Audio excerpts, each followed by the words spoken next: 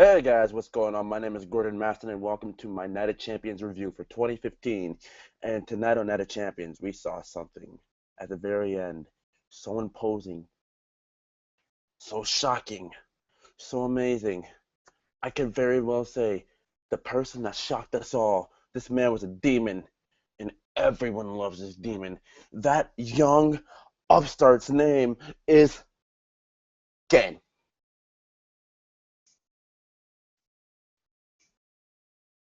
Kane.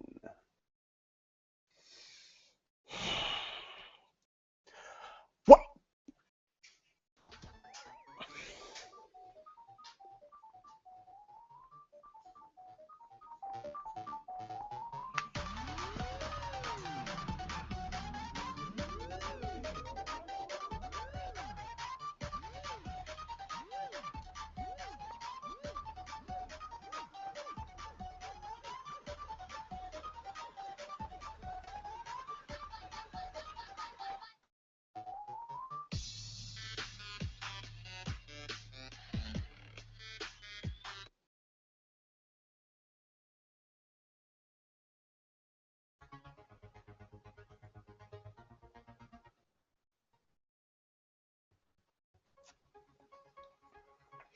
All right, guys, let's jump in tonight. This was the interesting shit. Yeah, we're just gonna jump into it. I'm just gonna throw my face up here, and we can just start the show.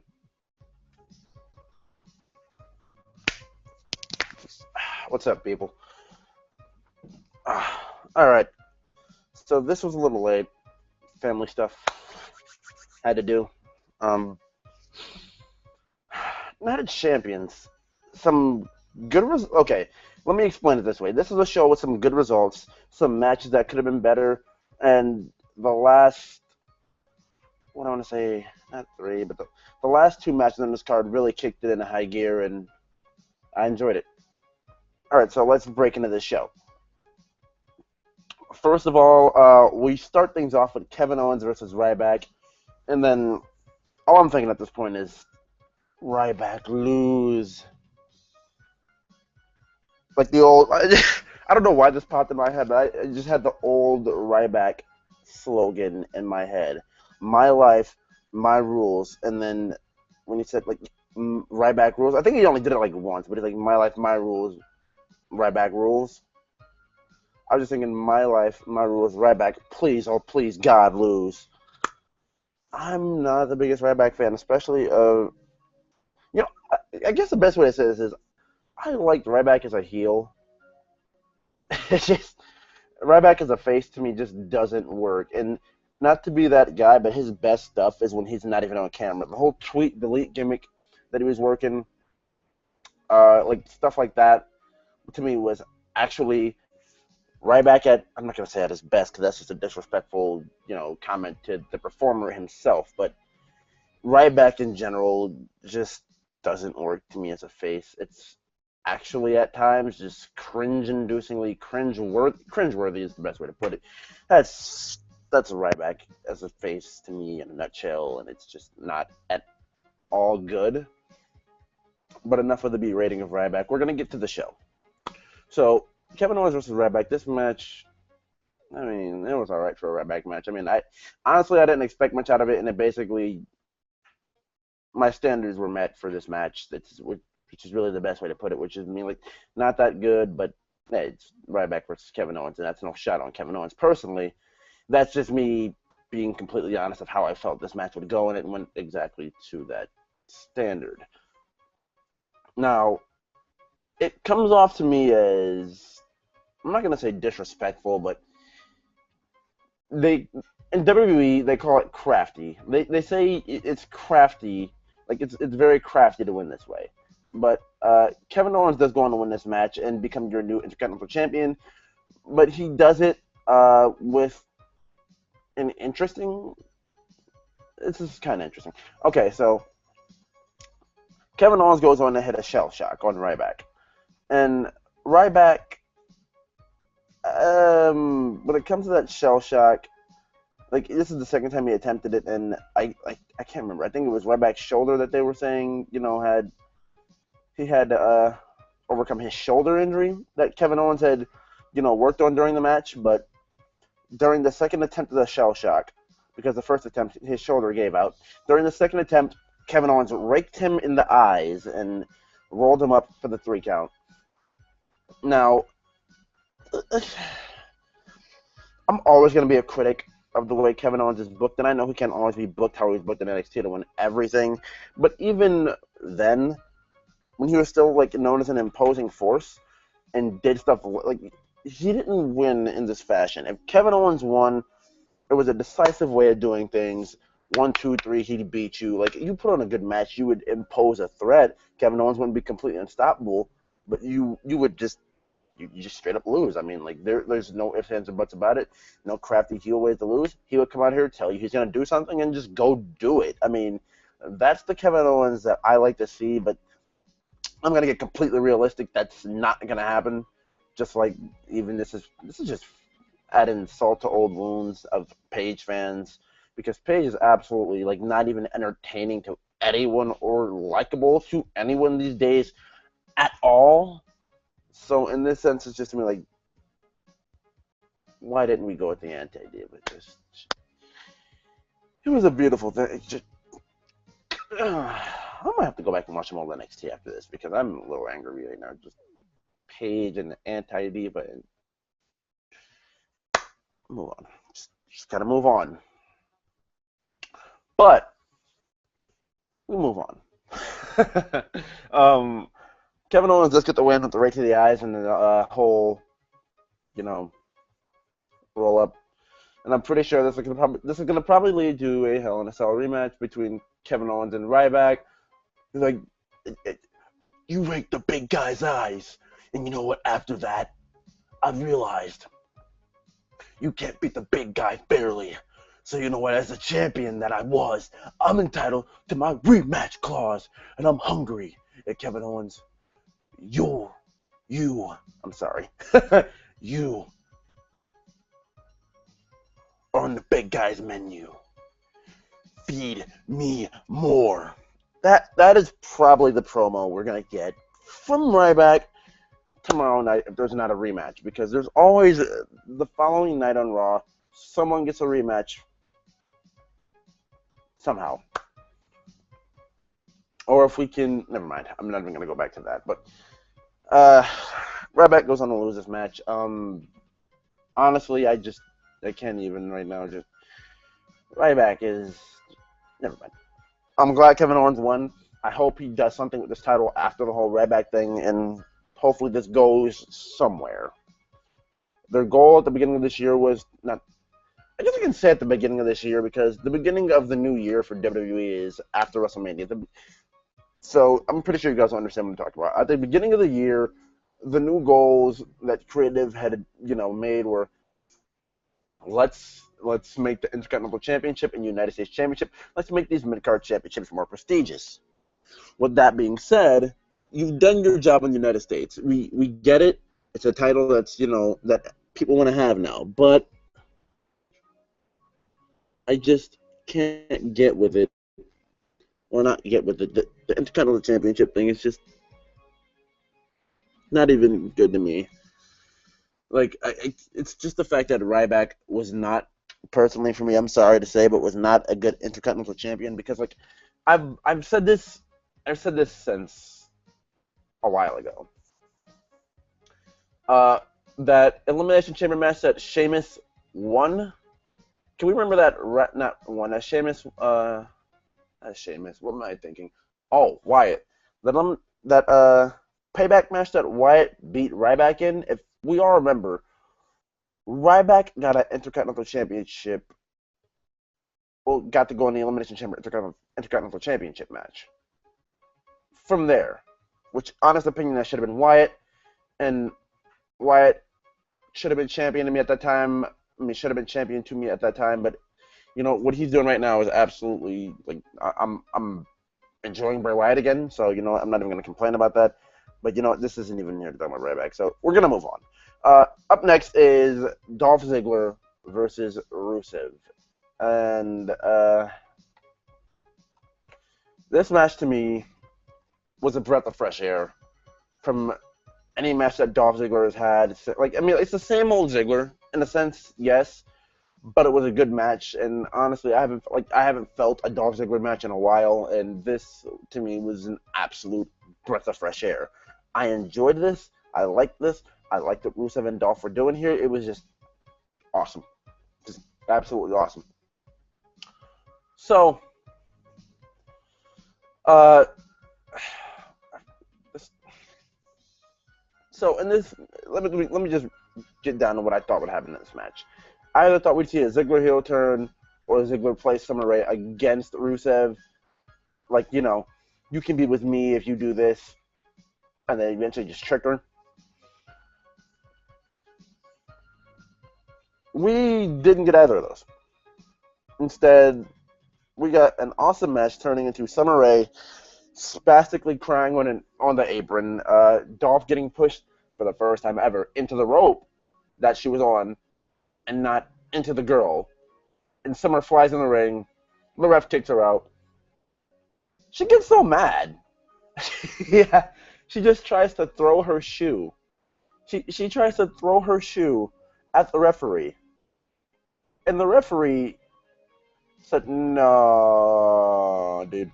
Like, no, Summer, absolutely not. This is not happening today." Um, and the shoe was thrown at Rusev, and then Rusev got hit with the zigzag. And then Michael Cole comes with the corniest joke ever. That's the newest winning the heel. That's the newest winning the heel that we've seen in WWE. I'm like, oh, Jesus Christ. Whatever, but Rusev goes on to lose because of a heel getting thrown at him. Now, see, I'm not mad at the fact that Rusev lost. I just feel they could have done it better.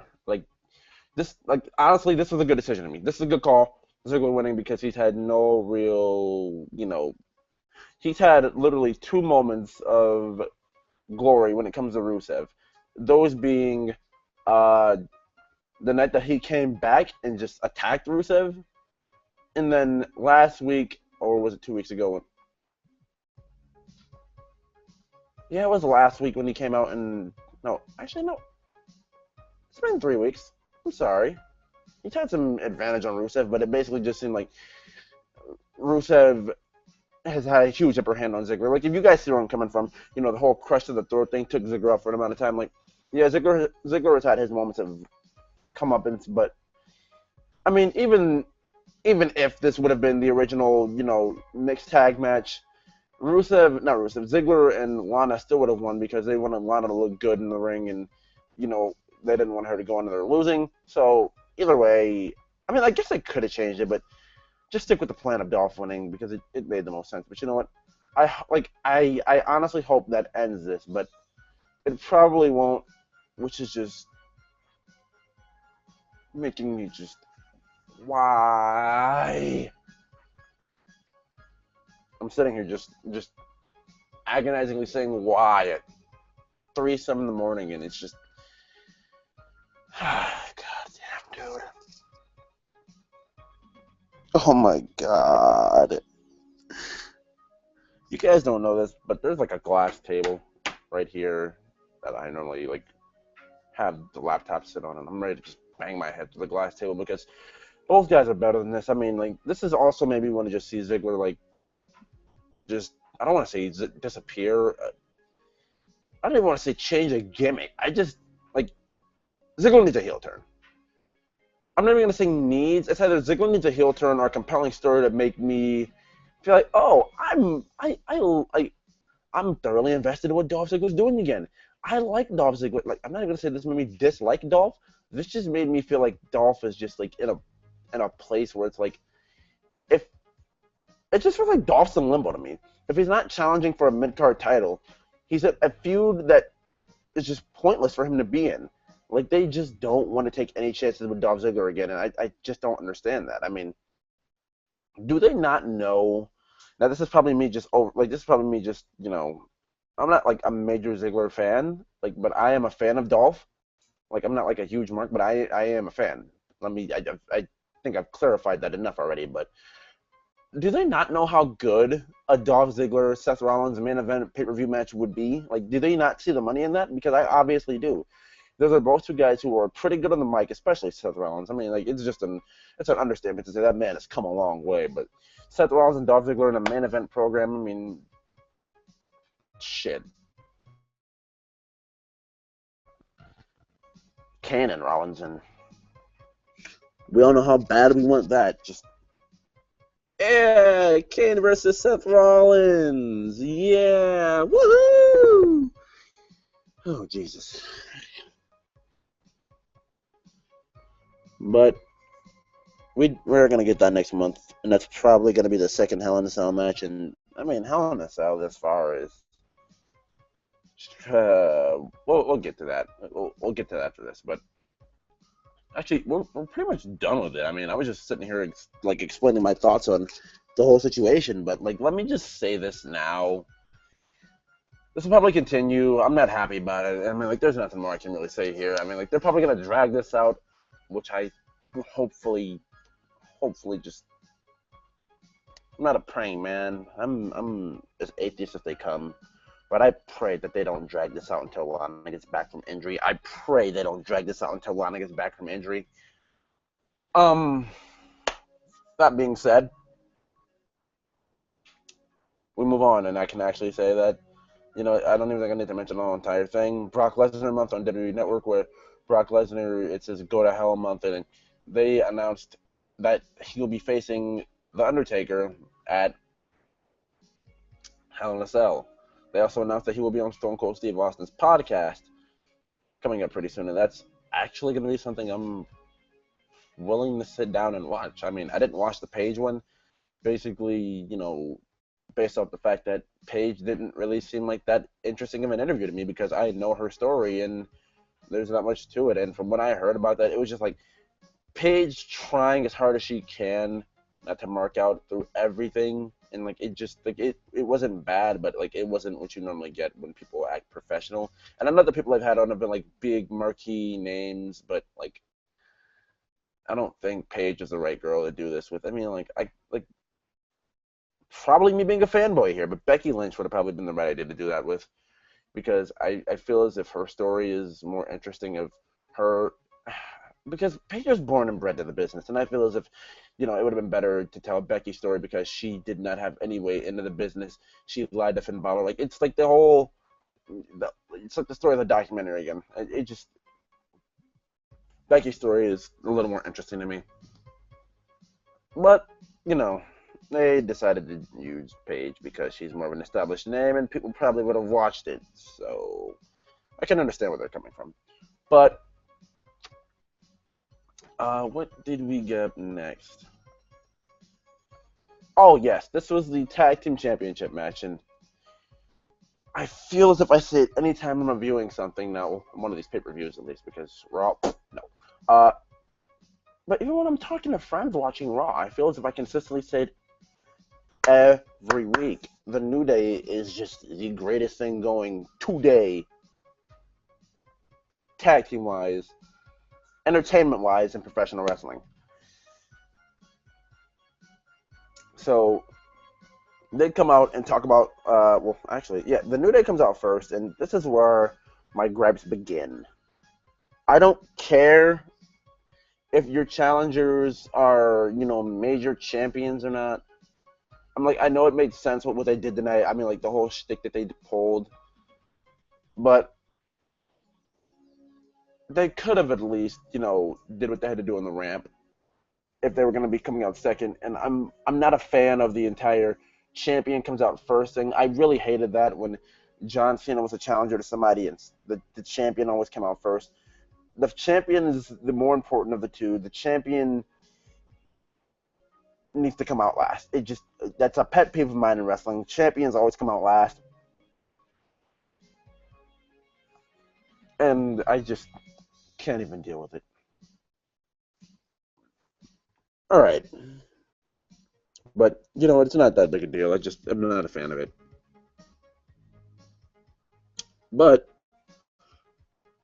the New Day comes out, and they talk about their petition, their Twitter petition, save the tables and all that stuff. They say they got Jake from State Farm to sign their petition. They got Barack Obama to sign their petition.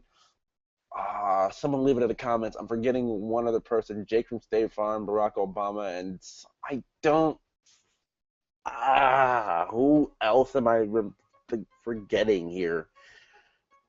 Um,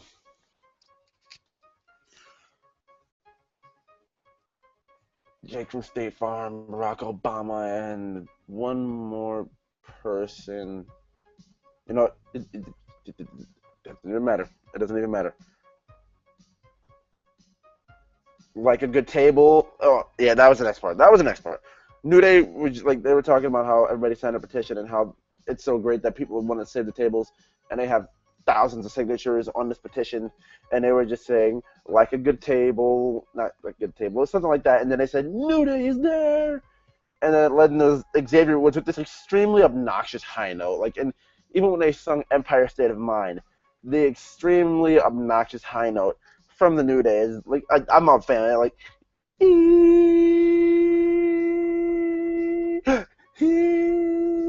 like it's awesome. The New Day in general are just life, okay? Just you guys, anybody who hates on the New Day at this point, you can come bite me, bro, because the New Day is just greatness.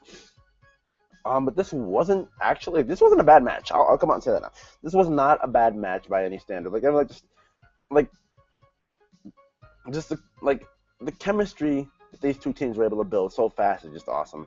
Uh, the fact that when Kofi couldn't handle, I just want to call him Bully Ray so bad. I'm not even gonna go there. I will try and be as professional as I can to do this, but when Kofi couldn't, handle Bubble Ray at that point in time, they decided to tag in Biggie and started chanting muscle, like not chanting. They're like, "Oh, muscles in, the muscles in," and then he got him in a headlock, and I'm not sure if it's the first time he's done it or not, but the tune of the headlock was just like he just started cranking out like New Day rocks, New Day rocks. It's the greatest thing ever. Oh my god! But other than that, in this match, what else did we get here? Xavier Woods. Anytime like Kofi and Biggie started Kofi and Biggie started stomping on Bubba in the corner. Like Xavier Woods is like doing like a high pitched tune and a low pitched tune. If I'm doing that correctly, high pitched tune and low pitched tune on a tune on a trombone. Like I'm not even gonna try and give you an example, but if you guys get what I'm saying, you do understand it. You've seen it.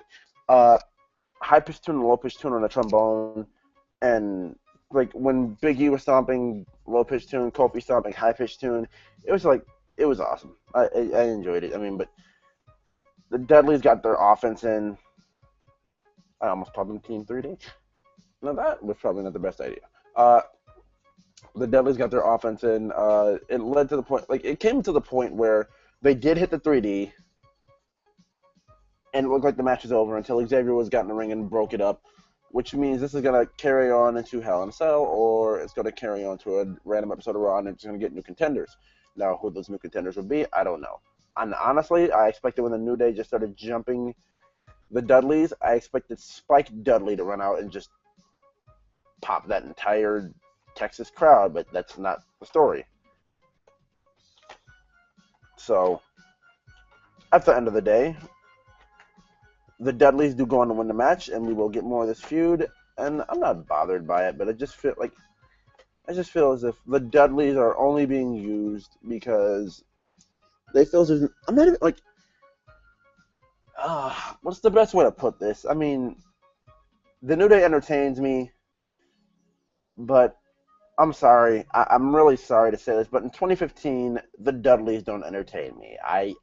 I'm so sorry. I'm just telling the truth here. The Dudleys do not entertain me in 2015, and it is just a sad shame.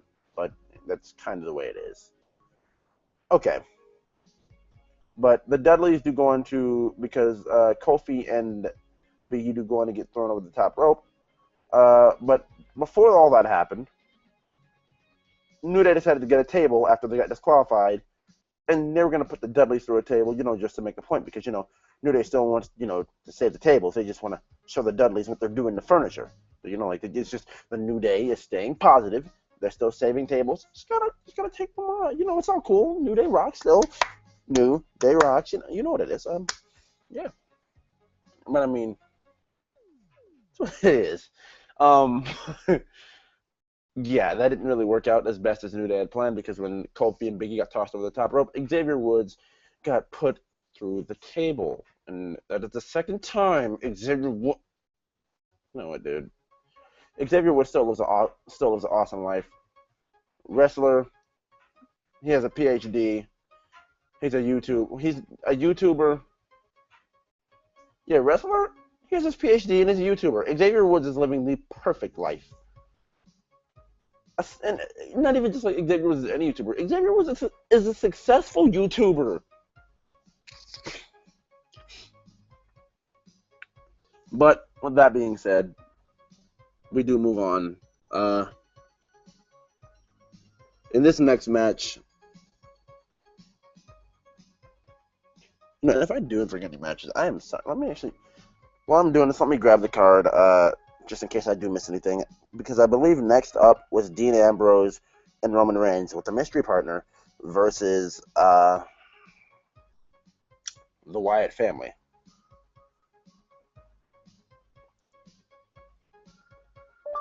WWE Night of Champions 2015 card. And from there, in this match,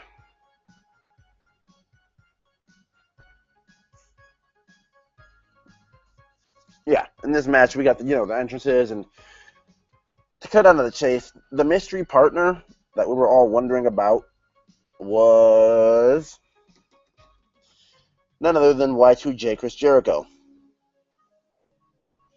And I don't know after the results of this match if this is just Chris realizing that he doesn't have it anymore, but the end of this match did interest me a bit. And yeah.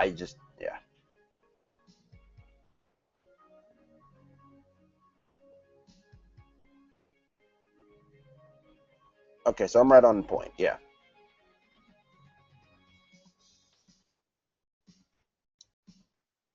Okay. So Ambrose and Reigns and Jericho went on to put on. I'm gonna say it was like a decent match. It wasn't usual Wyatt type Shield match, but you're missing two pieces, those being Eric Rowan and Seth Rollins. But that's the obvious. I mean, even without Seth Rollins and Eric Rowan, the matches were still good quality. It's just I just felt this one was just like standard WWE tag match. Like we've seen these guys wrestle on such a high tempoed, high paced type style, and this was just standard. Like there was nothing wrong with it at all. It was just standard. I mean, like I had no problem with the match, and they did it perfectly. They brought a guy in who's known for putting younger talent over in Jericho, and it worked out so well because Ambrose didn't go down or Reigns didn't go down, even though I'd preferred for Roman to get choked out. Jericho went down.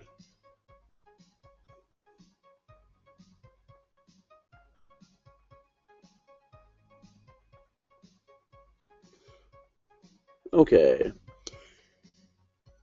So, with that being said, I'll say the Wyatts did get the win, but in controversially weird style. And this is why I say this is weird to me, because it seems like this time of year is when Jericho goes back on tour with Fozzy. But question being, is Fozzy doing a tour this year? Because like Jericho may be sticking around on TV for a little longer than we expected. And I mean, and before I even say that, can I just say how much sense this made? That the last feud, I mean, like, the last match Jericho literally had on television or pay-per-view was literally last year against Randy Orton, which was actually a good match. I mean, everybody just said, oh, it was just standard Orton Jericho. Like, we don't get Orton Jericho often. Like, that was so good. I mean, like, but, can I just say how much sense this makes? Like, with, Braun Strowman choking out, I'm sorry. I'm reminiscing, and it's just I have to mention too that big boot that Wyatt dealt out to Roman Reigns was just so fucking gnarly, dude. I mean, Jesus. But can I just mention how like just it was perfect that Strowman choked out Jericho. It just went so well. I mean, I liked it. But yeah, when I said this went down in an interesting fashion, it looked like Reigns was on the verge of knocking Strowman down and overcoming Braun Strowman until Jericho blind tag hit the line salt. He got kicked out of it, and Jericho went on to get choked out by Strowman. And after that, he pushes Ambrose and Reigns out of the way when they go to check on him and just walks out on him. Like, is Jericho going to stay on TV? Is Jericho going to turn heel? Is Jericho going to feud with Roman Reigns or Dean Ambrose? I don't know. Personally, I don't know. But I'm not going to say I heel Chris Jericho in 2015. It's interesting to me because it would just completely contradict what I'm trying to say. Actually, yeah, I can because Chris Jericho, you know, he tries and sometimes succeeds at, you know, evolving his not even evolving his character to be interesting. He just puts on interesting feuds and is interesting enough to this day where he can still put on, decent enough matches where like it's the feud will be good and the match to proceed it most likely will be good. So when it comes down to Chris Jericho, if he's gonna stick around, I'm fine with it. I'm not like I don't have any complaints. I mean, Jericho's 40 some years old but he can still work. And you know what? Like the amount of obnoxious "you still got it" chants is just annoying to me because they chant at Jericho, "You've still got it," but for those idiots who don't know, those marks, he's still wrestling. He's still wrestling, just house shows. Okay, so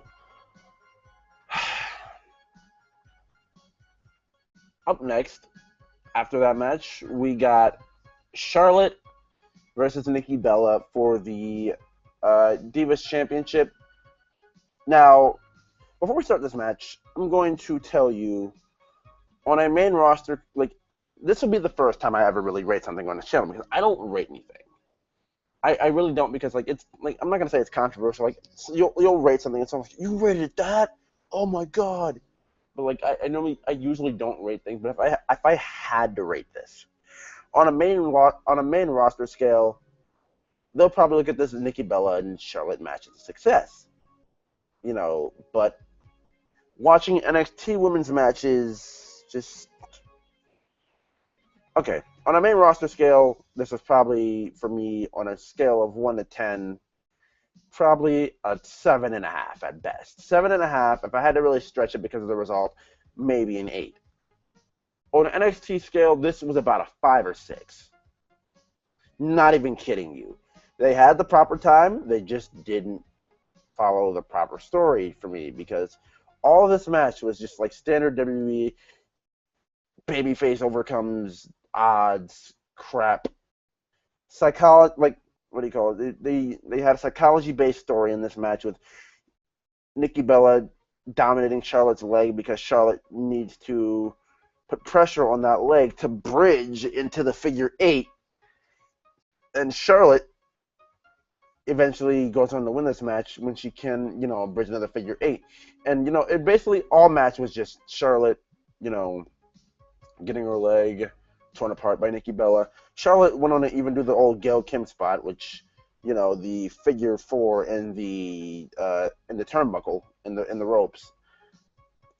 Even that old thing. Both teams were at ringside, Team PCB and Team Bella. And see, even with that, I can say this: I have a problem with that. Drop this, drop the teams and come out 1-on-1 because it makes perfect sense. Charlotte has perfect confidence. She has confidence that she can beat Nikki. She does. And then Team Bella, they're out there, are going to mean nothing. They're going to support Nikki, yes, but even Nikki pointed out to them tonight. They tried to help Nikki get to the ropes. No, or not get to the ropes, pull the ropes away when Charlotte when Charlotte was in a submission. And Charlotte, Nikki yelled at them and said, come on, you guys are going to get me disqualified. And if she got disqualified or counted out or any kind of shenanigans went down, she would lose the championship. Now, that just tells me, okay, why would you bring them out there when they could possibly cost you the championship? That means not Paige, Charlotte doesn't need Becky or Paige out there. So that was just a problem overall to me. And can I just say, like, I'm sorry, but Charlotte was not selling at some points in this match. Like she had some good points of selling the knee, but to me, she was not selling that knee good enough. I mean, like it would have been good to me if she would have just won this match with the figure four because one, Ric Flair, like it would have made her proud. It would have made him proud. I mean, like I guess that's a cop out to say, but two, it would have been really selling the fact that you couldn't bridge in the figure eight when you at one point bridged perfectly into the figure eight. Like I just had a lot of nitpicks with this match, especially the spine buster that Nikki Bella dealt out to Charlotte. Like at one point, Charlotte had sold too much to the point where he had screwed the spine buster up and just made it look completely garbage, dude. Like I had so many problems with this match. Oh my god, dude. Just my one thought on this match is ew.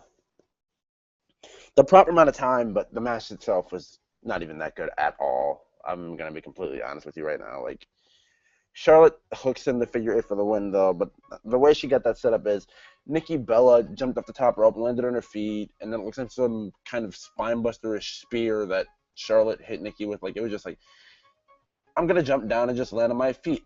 Tackle me. Okay, yeah. Figure eight. I can bridge perfectly after you just sat here for 10 minutes and worked on my leg. But I think that interfered with me saying like at some point Charlotte wasn't selling the knee good enough for me. Like when Nikki Bella had her in a one-legged Boston Crab, she just like, ow, my knee, ow, my knee, dude, why? But Charlotte goes on a win and just completely celebrates with Ric Flair, and I'm just gonna get out of the way now. They had another one of those moments where she was just celebrating with Rick, partially like the rest of the night, and then like this was hilarious to me though. Ric Flair sitting in the back. He's like tonight. He's like my girl's gonna be styling, profiling, and he's like, come on, say it, styling, profiling. And then she's like, you say the rest for me, Dad, because I don't even know your own catchphrases. But I sat here and watched you and intend to carry out your legacy for the rest of my career.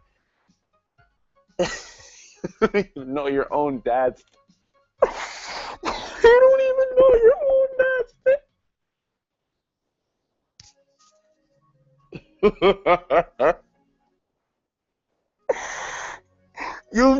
This man has birthed you, bred you, and set you up for succession in this company. And it's just style and profile, and you say the rest, Dad. Garbage. Charlotte can annoy me sometimes. I mean, like, but for me at this point, Charlotte, for me personally, if I were booking this as just a transitional champion, so eventually at some point Sasha Banks can win that championship, and that can lead to eventually down the line, like, after Sasha holds it for about a good 8 months maybe, Sasha versus Becky. Becky overcomes Sasha. Becky's champion. It's WWE. The shit on my dreams. Let me just. Okay.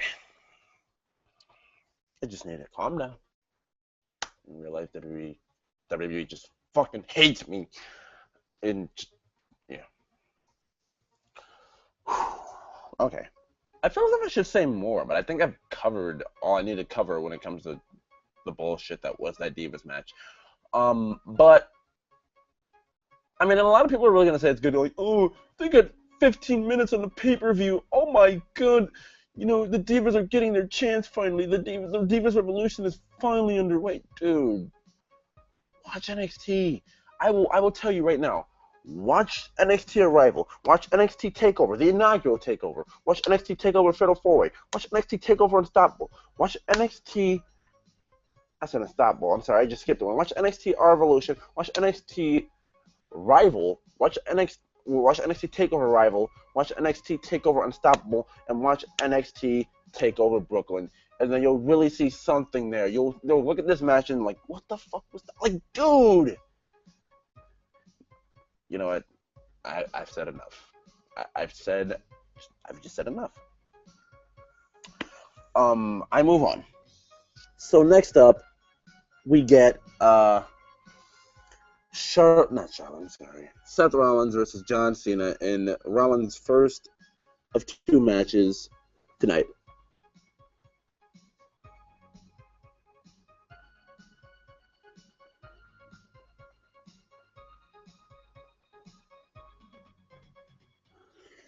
Okay, so let me just right now put it out there. Just that this match, and I've been saying it all year. Not Rollins, Cena this year especially, is putting on the best wrestling of his career.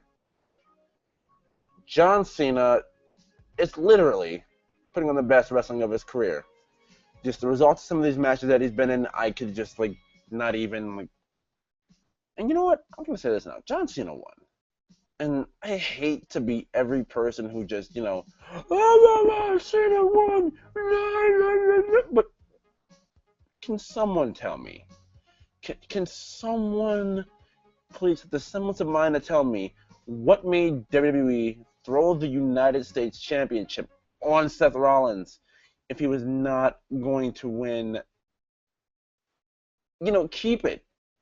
The idea is to bring prestige back to the United States Championship. And John Cena even said it himself.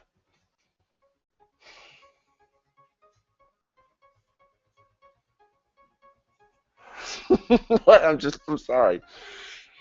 I'm just laughing because this is hysterical to me. John Cena said it himself. The man makes the title. Not the title the title doesn't make the man. If the title made the man, Ryback would be a made man right now. But that's not the case because the Intercontinental Championship right now is just complete trash. But I'm sorry, Kevin Owens to even say that to you, but that's your job to build it back up. But knowing WWE, never mind. It's your job to build it back up. But knowing, let me just put it this way: Cena built that championship up to lose it to Seth Rollins. Okay, Seth Rollins, carry it on. Cena built it up. You carry it on. No, because we're just gonna play hot potato with this thing and you just kill the prestige. Not even kill the prestige. I'm sorry to even say that, but just for no reason, hand it back to Cena after we just had this match for no absolute reason. And now, fun fact, everyone: John Cena has 5 United States Championship reigns. Add 10 to his WWE Championship reigns, and that's 15. 5, and just dueling sixes for John Cena to match Ric Flair, because Flair is the all-time United States Championship holder with 6 all-time, and John Cena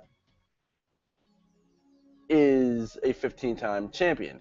Now, if he gets one more championship, I honestly have a feeling they're probably I'm not going to say I have a feeling they're going to do this, but what if they do this? What if Rollins beats Cena for the championship again, and then this time he goes after the WWE Championship, and then Cena wins the WWE Championship and goes back after the United States Championship. That way, he's tied on both all-time title lists, and Cena's the champion of champions. I don't know, but the match itself was awesome. What do you call it? Seth Rollins flipping out of attitude adjustments. What was the one spot? The you can't see me. The second time that he went for the 5-knuckle shuffle, got kicked in the head, and went for the 5-knuckle shuffle, got kicked in the head, and just completely. What's the best way to say this? Went for the 5-knuckle shuffle, just got kicked in the head. But Cena was he reversed the kick. Actually, he reversed the kick to the head that was coming, flipped Rollins up, and then hit him with a Yoshi Tonic. That was incredible. And I hate to say that's just it's not even worth it going there. But my favorite spot in this match was the spot that Rollins. Actually, before I even get to that, Cena reversing the buckle bomb with a Hurricane Rana Ashley was it was awesome thing to see too. But my favorite spot in this match was and I believe this was an originated Bobby Fish. Bobby Fish originated this. not originated it, but started doing it a while ago, and Seth does it, which is absolutely like just shouts out to Bobby Fish. Speaking of shouts out, there was a double stomp in this match that Rollins hit off, like hanging Cena from the corner. JBL actually went out of his way on commentary to mention shades of Finn Balor and Cole, like our NXT champion. Like they wouldn't usually do that. Like like I even hate when they do this. Like they'll ole ole ole ole. Like when indie crowds, when smarky crowds do that, and JBL, oh soccer chants, Maggle. Like soccer chants Maggle, and it's Sami Zayn. Like JBL, you fucking douchebag. Just why?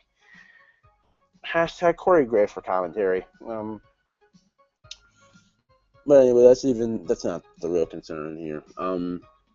But it's just like a cool little thing. They went out of their way to mention Finn Balor.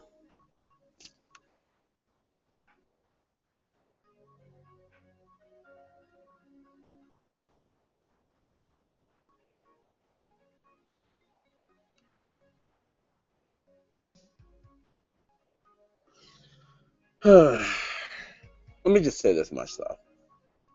When it comes down to it, I mean, I'm just glad they didn't like. I'm just glad this wasn't a feud of the world title, just so Rollins can be put back in the same boat as everyone else who's been fighting Cena for the world title. So you know what? It was an awesome match. Maybe not the result I would have wanted, but fuck it. Cena's not world champion. Fuck it. I'm fine. Moral victories, people. But this match did have a semi decent ending. I mean, Rollins was flipping over the top rope, but I love it. Rollins, like when you see Rollins wrestle on Raw, he wrestles a slow paced, like this slow heel style of wrestling. He turns it down a bit because like if you've seen Seth Rollins since Tyler Black, you know that this man can amp it up to 100 like that. Like this man can just instantly Super Saiyan like that, and you just see all his tricks. And like you even know, like when the murky, casual fan type announcer like Jerry Lawler, like, oh wow, he is impressive, Seth freaking Rollins. Like, that people should just respect what he's doing. And like, I'm rambling at this point. I feel as if I'm rambling at this point. Let's jump into the Sting match. Sting versus Seth Rollins. Actually, no. There's something I have to get to from here. Because after Cena won, Rollins was going to try and walk out. And Cena just, we're going to be a douchebag, dude. I mean, Rollins just, all I'm trying to do is walk out. Like, all I'm trying to do is walk out. Give me 5 minutes to breathe. I just went through an amazing match with you. Just give me 5 minutes, dude. Like, just give me 5 minutes. I'm taking my title because I don't want to leave it out here. I want to make my entrance with my title. I want to make my entrance. Why do you got to be such a douchebag, John? I mean, ugh. But Cena, AA's Rollins on the aisle, like on the aisleway, and just throws him back in the ring. Have fun. Sting comes out, just pounces on Rollins, and from there, I mean, like the match was like it was all right for what it was. I mean, like I didn't expect it to last that long. I don't like let me just get to it. When Rollins was trying to run, they were on the announce table. And Rollins pushed Sting through the other announce table, and Sting's head he whacked off the monitor pretty hard. From there, they got in the ring. I mean, like the other highlights of this match is like Sting went for the Stinger Splash on Rollins. No, it wasn't Sting going for the Stinger Splash. Rollins did something to Sting in the corner. I can't really remember what it was, and it looked like Sting's back buckled. He was not all right after that, but. Nothing that Rollins was doing really well in this match. Like he was Shawn Michaels selling those throws into the corner. Like he got thrown the turnbuckle. Like, and you know how Michaels used to flip up and then come back down. Like he was doing all that. Like he was really selling his ass off for Sting. And I appreciate Seth Rollins selling like that still after a match with Cena that was about a good 25, 20 minutes long. And he really took some bumps in that match that were just like, wow. Like, and you just came back and wrestled that match. Like Seth Rollins. Like, for the championship reign that he's had, does not get enough credit, or has not gotten enough credit lately for the matches that he's thrown on, because these matches have absolutely been awesome. I mean, I just look at Rollins, I'm like, this is why he's a world champion. Like, I question myself sometimes at the booking of how he's booked, but then I look at matches like, this is why he's champion. This is absolutely awesome. But you know what? Rollins goes on to get the win in this match. because Sting went for the Scorpion Deathlock. Rollins, being the architect he is, outsmarted him and remembered from Monday, wait, I know how to get out of this. Slid through with the flexibility. 1, 2, 3. Caught Sting. This, in a way, protects Sting because like Rollins was a step ahead and realized that I'm tired. If I let him stitch this in, I'm done. And like he really showed that he is that champion that the Authority's been looking for. And you know what? If I'm Rollins, you know, screw you, Cena. You got out of there with the U.S. Championship. I got out with the Ultimate Prize. Screw you. I beat that old legendary dirtbag Sting, and I'm done. You can have that U.S. Championship.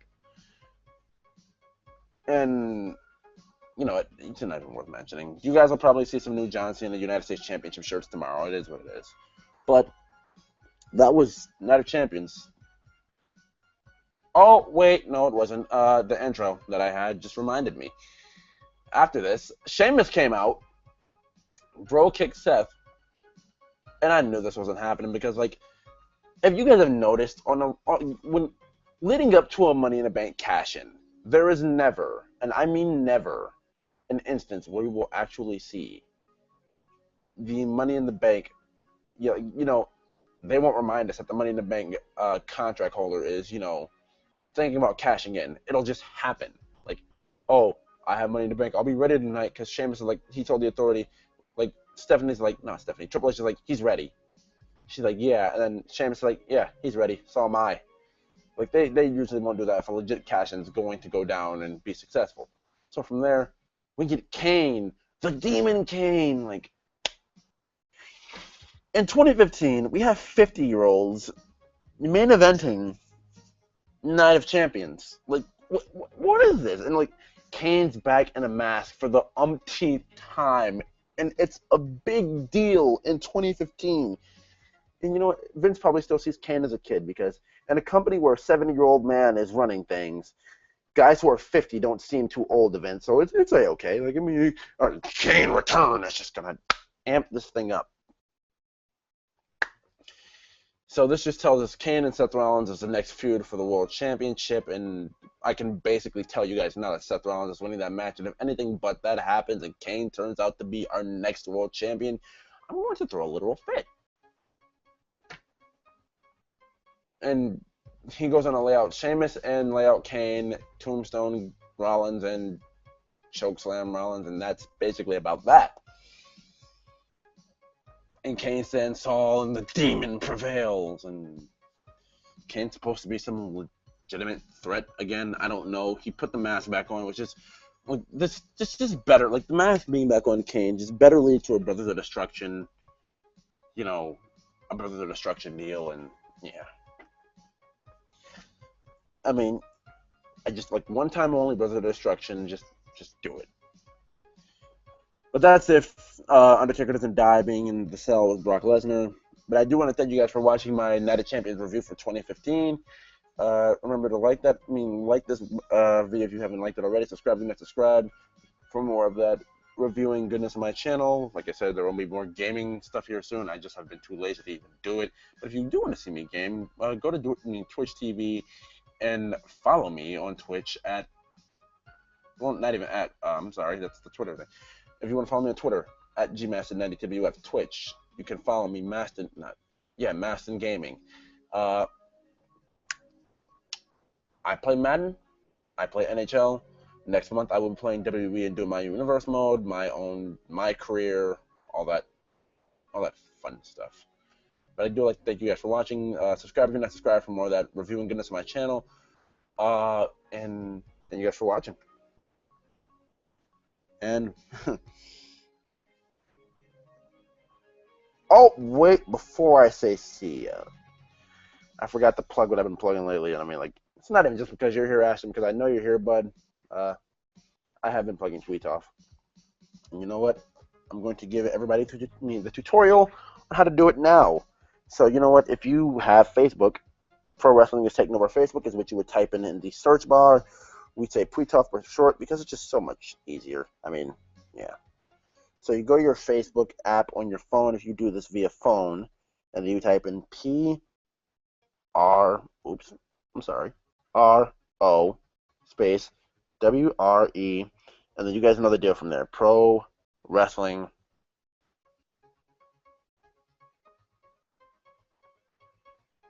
I just want to show you guys a thing before I go.